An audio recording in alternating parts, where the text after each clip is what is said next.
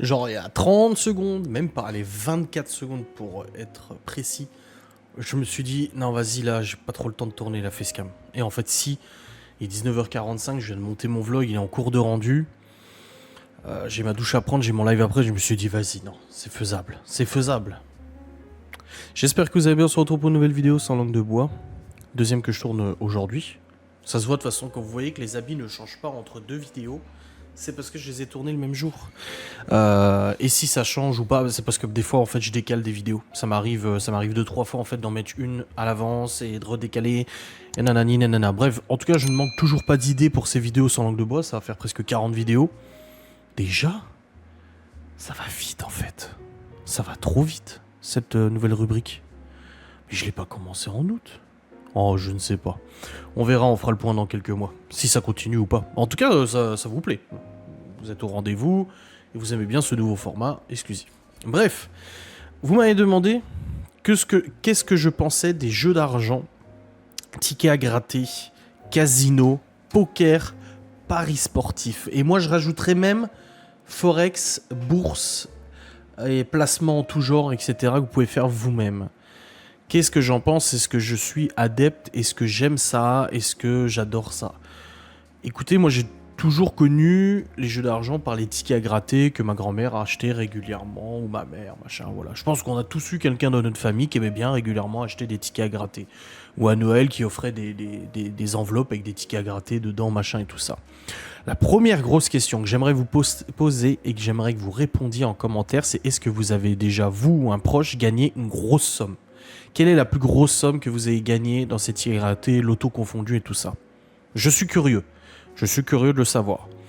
Moi, j'ai jamais gagné beaucoup d'argent. Grand maximum 50 balles. Même pas, je suis même pas sûr. Ma mère, je crois qu'elle a gagné 500 balles une fois. 500 francs, du coup. Il me semble que c'était en francs à l'époque.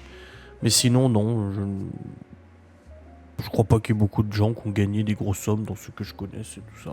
Voilà, bref, peu importe. Mais en tout cas, ouais, ticket à gratter et tout, moi je suis pas très.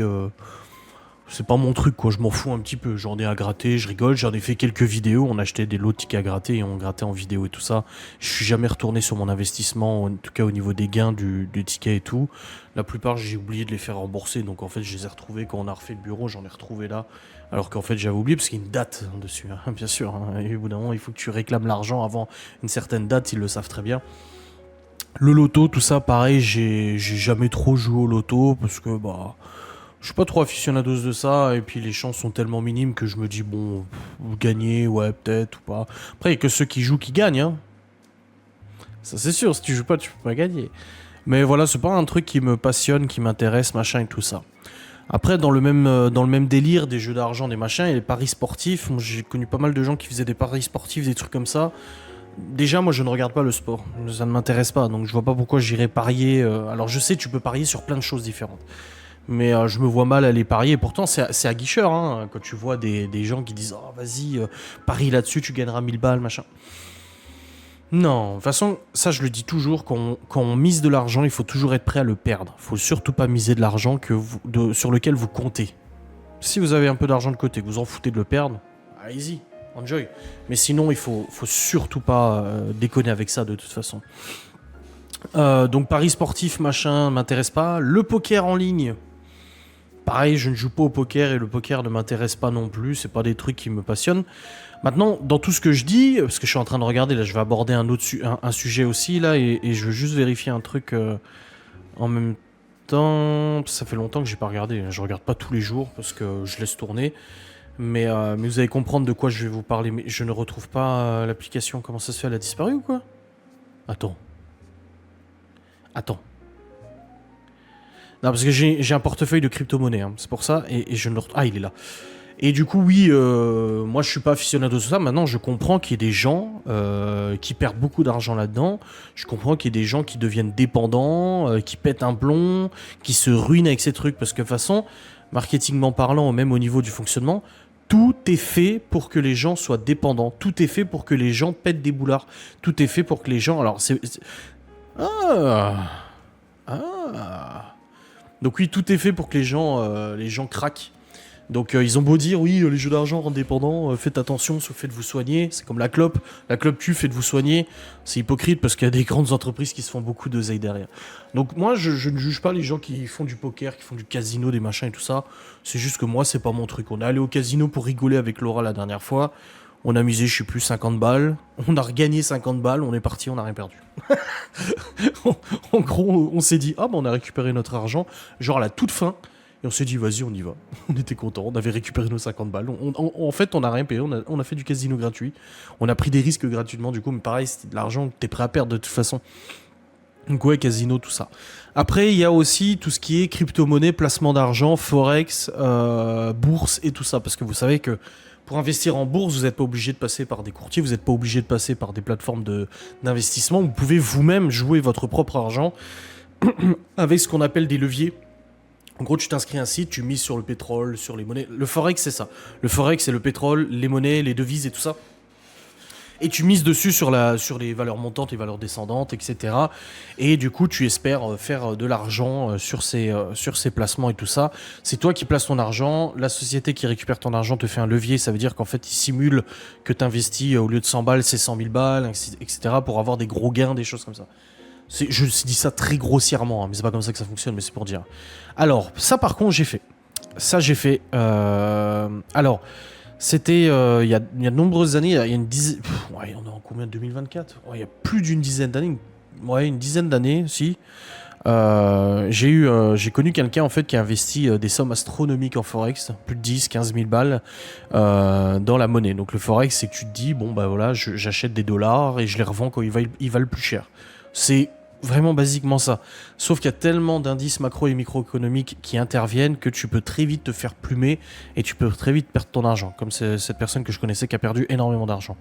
Du coup, moi, je me suis intéressé un petit peu à ça. J'avais mis genre 50 balles pour voir un peu. Je les ai perdus, bien évidemment, parce que bah, quand tu sais pas, bah, t'apprends et tout ça. Sauf que quelques années plus tard, à Bâtir, la Maison Blanche et tout ça, j'ai recommencé à faire un peu de forex où j'avais un petit peu d'argent à jouer. Et j'ai posé, il me semble, 100 €, je crois. Et pendant quelques jours comme ça, j'ai misé un peu sur le forex. Donc tu gagnes, tu perds, tu gagnes, tu perds. Quand t'as pas l'expérience comme des grands courtiers ou autres, ou des sociétés de placement, des placements financiers et tout, bah forcément c'est compliqué. Surtout qu'il faut quand même se dire que dans cette jungle du placement financier, en fait, toi t'es qu'un tout petit pion, et ceux qui gagnent réellement d'argent, c'est des gros bonnets, ce qu'on appelle les baleines, c'est comme ça qu'on les appelle dans le jargon. C'est ceux qui investissent des millions et qui eux font fluctuer, du coup, c'est de la spéculation, hein, qui font fluctuer les cours. Et toi, comme un con derrière, bah, ce que tu perds, c'est eux qui le gagnent. Donc en gros, c'est un peu comme David contre Goliath. Alors il y a des gens qui arrivent à gagner, hein, mais pas tout le monde. Et j'ai misé. En fait, j'ai eu. C'est là mon plus gros gain, en tout cas, en ça. En ça, pas en ça, SAH, mais en ce truc-là. C'est que à la Maison Blanche à Bâti, je crois que je n'avais pas parlé en vidéo, je sais plus, en vlog et tout. Mais en gros, j'ai acheté pour 100 balles le jour de l'annonce du Brexit. Et j'ai acheté de la livre. Non, j'ai acheté de la livre sterling, je sais plus comment j'ai fait mon deal, mais en gros, j'avais des yens, donc j'avais acheté des yens, donc la devise, les yens, et je les ai achetés avec des livres sterling, et le soir même, il y a eu l'annonce du Brexit, et le Forex, il faut savoir que c'est un marché qui ferme la nuit. Le marché ferme la nuit. Et le matin, quand je me suis levé, le Brexit a tellement foutu le bordel sur les cours financiers et tout, que quand je me suis connecté, les 100 balles s'étaient transformées en plus de 1000 balles. J'avais 1000 balles sur le compte. Du coup, j'ai voulu clôturer ma position parce que tu peux mettre des stops loss et stop gain. Du coup, ça veut dire que si tu gagnes tant, bah tu stops. Si tu perds tant, tu stops. J'avais mis des stop loss, sauf que le stop gain ne sait pas. Non, j'avais mis un stop loss. Et j'avais pas mis de stop gain, mais il m'a arrêté tout seul mon truc, donc je me suis arrêté entre 800 et 1000 balles de gain. Alors que j'aurais peut-être pu continuer à faire un peu d'argent, donc je pense que la plateforme, par mesure de sécurité, vu que le marché était devenu très très instable, ils ont préféré bloquer tous les placements et ils ont fermé toutes les positions de tout le monde. Donc en gros, j'ai gagné 872 €, je crois très exactement, parce qu'après t'as des frais de transfert et tout. C'était 1000 balles, mais ça faisait 872 €, et c'est comme ça que j'ai récupéré cet argent. Ensuite, il y a aussi, c'était je crois, le mari d'une youtubeuse, avec qui je parlais une fois de temps en temps, qui avait proposé de placer en crypto sur le Monero et tout ça, et j'avais filé 500 balles.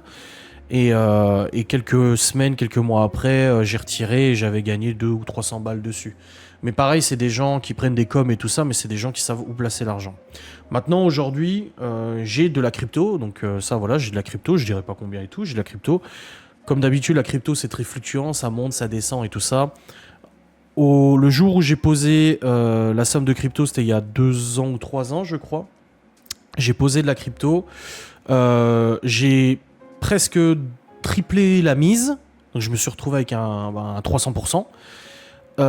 J'ai voulu le laisser en me disant que ça allait encore monter. Et c'est ça le risque, hein, de toute façon. C'est redescendu. C'est descendu au bout d'un moment à que ça valait presque pareil, 3 fois moins. Et là aujourd'hui c'est remonté, je viens de regarder un instant, c'est pour ça que je me suis connecté sur mon téléphone, je viens de regarder et c'est bien remonté et je suis quasiment à la mise de départ que j'avais fait il y a 3 ans. Donc j'ai pas perdu d'argent, j'en ai pas gagné non plus, mais ça fait 3 ans que mon portefeuille il dort comme ça, il agit en fonction des fluctuations et tout ça.